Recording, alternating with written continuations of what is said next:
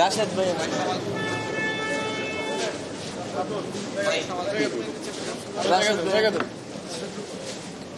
মামার আমার পাশে জায়গা দিতে হবে।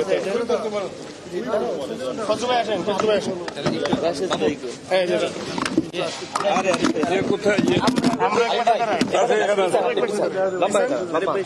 সবাই আসবে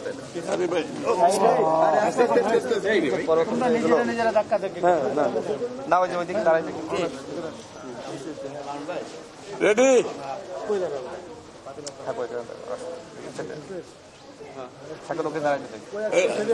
আগে রাশেদ বলো আপনি বলেন আপনি বলো না আপনি বলেন ভাই আরে বলো না আপনি বললে ভালো আপনি বললে তারপরে সুবিধা হয় আপনি বললে সুবিধা হয় তাহলে বলি শুরু করি। সবাইকে ধন্যবাদ, আবারও ধন্যবাদ। আমরা গণ অধিকার পরিষদের নেতৃবৃন্দদের সাথে বসেছি। আমাদের যে সমন্বিত প্রচেষ্টায় আমরা বিগত আন্দোলন যেভাবে একসাথে করেছি এবং স্বৈরাচারকে পরাজিত করেছি, আমার তার ধারাবাহিকতায় আমাদের চলমান যে কাজগুলো বাকি আছে তার মধ্যে অন্যতম হচ্ছে ৩১ দফা সংস্কার বাস্তবায়ন, এবং সেই ব্যাপারে আমরা বিস্তারিত আলোচনা করেছি এবং এটা জনগণের কাছে আমরা নিয়ে যাচ্ছি। প্রতিনিয়ত আমরা আমাদের সাথে যারা যুগপথে ছিল ওনারাও এই কাজটা করছেন, আমরা সবাই এই কাজটা করছি।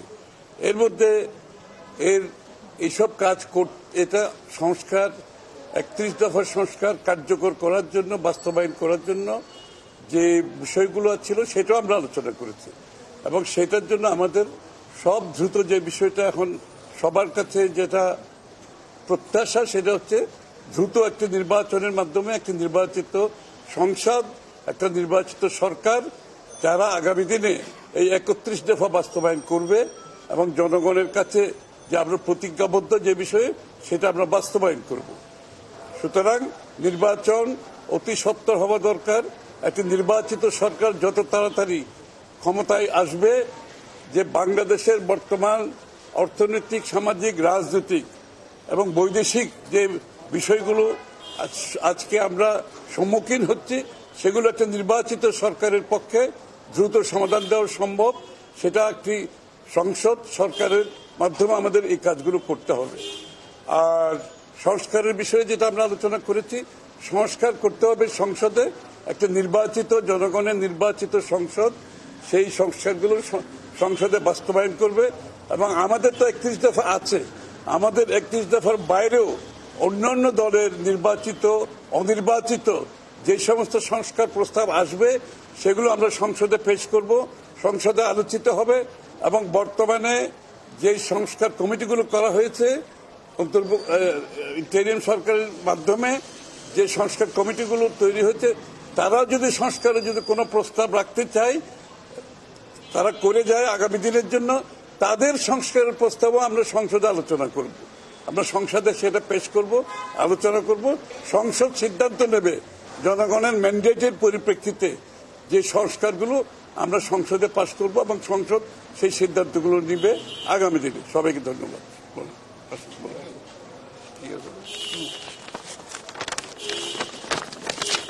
আসসালামু আলাইকুম। আজকে বিএনপির লিয়াজু কমিটির সাথে গণ অধিকার পরিষদের বৈঠক অনুষ্ঠিত হয়েছে। আজকে আমরা যে বিষয়টি নিয়ে আলোচনা করেছি সে বিষয়ে ইতিমধ্যে বিএনপির জাতীয় স্থায়ী কমিটির সম্মানিত সদস্য জনাব আমির খসরু মাহমুদ চৌধুরী তিনি ইতিমধ্যে জানিয়েছেন। আমরা একসাথে যুগপৎ লড়াই করেছি এবং যে গণ অভ্যুত্থান হয়েছে সেই গণ অভ্যুত্থানে বিএনপি, গণ অধিকার পরিষদ সহ আমরা প্রায় ৪৩টি দল একসাথে আন্দোলন করার মাধ্যমে হাসিনার পতন নিশ্চিত হয়েছে। এই অভ্যুত্থানে সাধারণ জনগণ এবং সাধারণ শিক্ষার্থীদের ব্যাপক অংশগ্রহণ ছিল। এতদিন ধরে রাজনৈতিক দলগুলো সবসময় বলে এসেছে যে যতক্ষণ না পর্যন্ত সাধারণ শিক্ষার্থীরা এবং সাধারণ মানুষ রাজনৈতিক দলগুলোর যে আন্দোলন সেই আন্দোলনে সম্পৃক্ত হচ্ছে ততক্ষণ পর্যন্ত হাসিনার পতন নিশ্চিত হবে না। এই অভ্যুত্থানে সেটি হয়েছে। এই অভ্যুত্থানে রাজনৈতিক কর্মীরা, সাধারণ মানুষ, সাধারণ শিক্ষার্থীরা সবাই একসাথে ঐক্যবদ্ধভাবে লড়াই করার মাধ্যমে হাসিনার পতন নিশ্চিত করেছে। এবং যে অন্তর্বর্তীকালীন সরকার এই মুহূর্তে গঠিত হয়েছে, আমরা রাজনৈতিক কর্মীরা সবসময় বলে এসেছি যে এই অন্তর্বর্তীকালীন সরকার আমাদের সরকার। বিশেষ করে আপনারা সকলেই শুনেছেন যে বিএনপির মাননীয় ভারপ্রাপ্ত চেয়ারম্যান জনাব তারেক রহমান তিনি কিন্তু বলেছেন যে এই সরকার ব্যর্থ হলে আমরা ব্যর্থ হব, অর্থাৎ এই সরকারকে আমাদের অন করতে হবে। আমাদের গণ অধিকার পরিষদের সভাপতি নুরুল হক নূর তিনিও একই কথা বলেছেন যে এই সরকার অভ্যুত্থানের সরকার, এই সরকার আমাদের সরকার, এই সরকারকে সফল করতে হবে।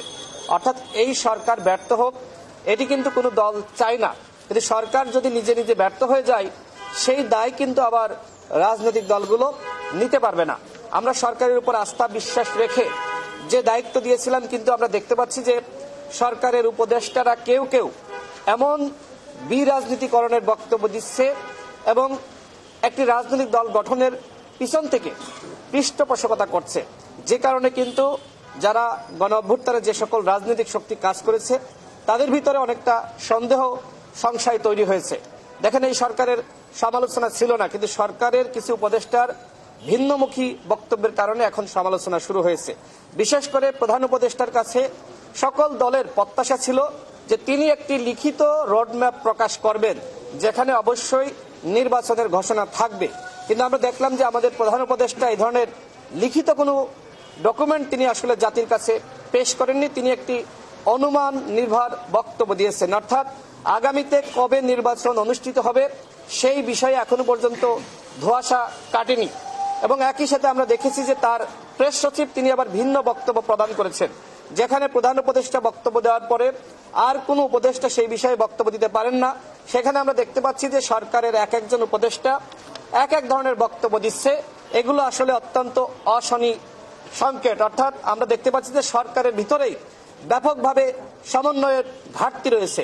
আমরা সরকারকে বলতে চাই যে আমরা আপনাকে অবশ্যই সহযোগিতা করব, কিন্তু আপনারা কেন এখনো পর্যন্ত, আপনাদের 4 মাস অতিবাহিত হয়েছে, এই 4 মাসে আপনারা কি কাজ করেছেন এখনো পর্যন্ত আপনাদের সফলতা খুব বেশি আমরা লক্ষ্য করছি না। আপনারা প্রত্যেকটা জায়গায় ব্যর্থ হচ্ছেন, প্রত্যেকটা জিনিসপত্রের দাম বেড়েছে এবং আইন শৃঙ্খলা পরিস্থিতি এখনো পর্যন্ত নিয়ন্ত্রণে আসে নাই।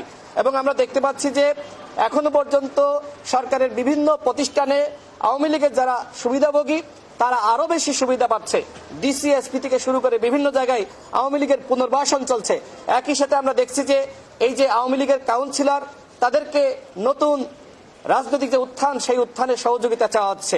এই যে আওয়ামী লীগের পুনর্বাসনের একটি চেষ্টা সরকারের সাথে প্রত্যক্ষ পরোক্ষভাবে যারা জড়িত তারা কিন্তু করছে, যে কারণে কিন্তু দলগুলোর মধ্যে কিন্তু সন্দেহ সংশয় তৈরি হয়েছে। এবং ইতিমধ্যে যেটি খসরু ভাই বললেন যে এই কাউন্সিলররা এরা কিন্তু সবাই অনির্বাচিত।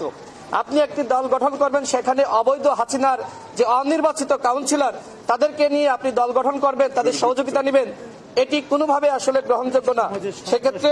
সেক্ষেত্রে আমরা মনে করি যে সরকার যে রাজনৈতিক দল গঠনের পৃষ্ঠপোষকতা করছে, বিরাজনীতিকরণের এক ধরনের চিন্তা ভাবনা সরকারের বক্তব্যের মাধ্যমে আমরা পেয়েছি বা ফুটে উঠছে। এই কারণে কিন্তু আজকে দলগুলোর ভিতরে সন্দেহ সংশয় তৈরি হয়েছে। আজকে গণ অধিকার পরিষদ এবং বিএনপির যে বৈঠক অনুষ্ঠিত হয়েছে এটি অত্যন্ত ফলপ্রসূ বক্তব্য। আমরা যেটি মনে করি যে সরকারকে অবশ্যই একটি নির্বাচনী রোডম্যাপ প্রকাশ করতে হবে এবং সেটি দ্রুত সময়ের মধ্যে করলে রাজনৈতিক দলগুলোর আস্থা বিশ্বাস আরো বাড়বে। এই রাজনৈতিক দলগুলো কেউ সরকারের পদত্যাগের দাবিতে আন্দোলন করছে না।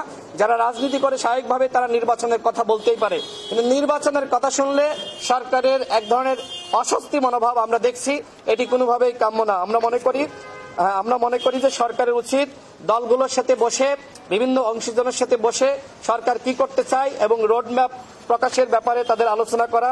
এবং একই সাথে আমরা এটি বলতে চাই যে আওয়ামী লীগকে নিষিদ্ধ করবেন কি করবেন না, আমরা দেখতে পেয়েছি যে বিএনপির ঘাড়ে বন্দুক চাপিয়ে সরকার আওয়ামী লীগকে নিষিদ্ধ করতে চাচ্ছে না। আমরা যেটি অন্যান্য দলকেও বলেছি, সব জায়গায় বলছি যে আওয়ামী লীগকে অবশ্যই নিষিদ্ধ করতে হবে। আগামী নির্বাচনে এই গণহত্যাকারী দলকে যদি কেউ নির্বাচনে আনতে চায়, আমরা সবসময় বলেছি আমরা তাদের বিরুদ্ধে প্রয়োজনে প্রতিরোধ গড়ে তুলব।